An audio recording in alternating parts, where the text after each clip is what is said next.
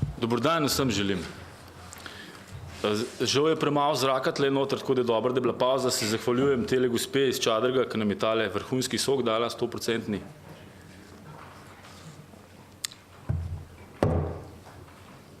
Jaz se 8 let ukvarjam s kmetijstvom, zbiram informacije iz celega sveta in ne pridejo v javnost zaradi cenzure. Zdaj bom povedal nekaj grozljivih podatkov, na koncu bom pa povedal, kako bo Slovenija izgleda 2025. Bayer ima letni zaslužek 5-krat višji od ameriškega proračuna. Naslednji podatek.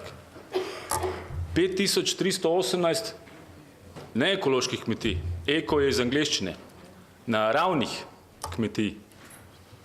Narava. Ekologija je narava. No, zdaj bom tako povedal.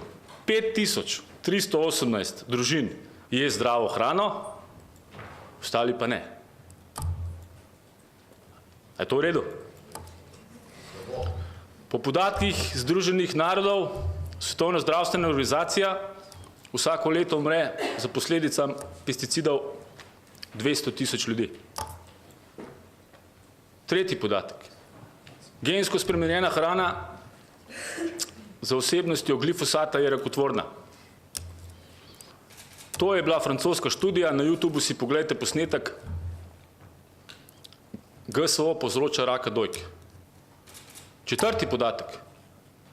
Hrana, ki je pakirana v plastiko, s katere se izlušča oziroma izhlapeva kemikalija bisfenol A, povzroča raka na dojkah, raka na prostati, neplodnost in spolno dezorientacijo LGBTQ skupine ljudi. A država je odgovorna za to? A ste vi država? A ste vi odgovorni? Kdo pa je država? Država je minister za kmetijstvo.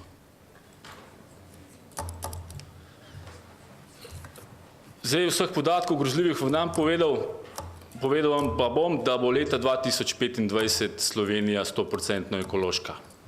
Drugače nas pa ne bo. 50% ljudi je neplodnih. Kmetijske zadruge niso kmetijske zadruge, trgovine, ampak so kemijske trgovine. Prodajajo rakotvorne strupe in zdaj bomo letos temu naredili konec.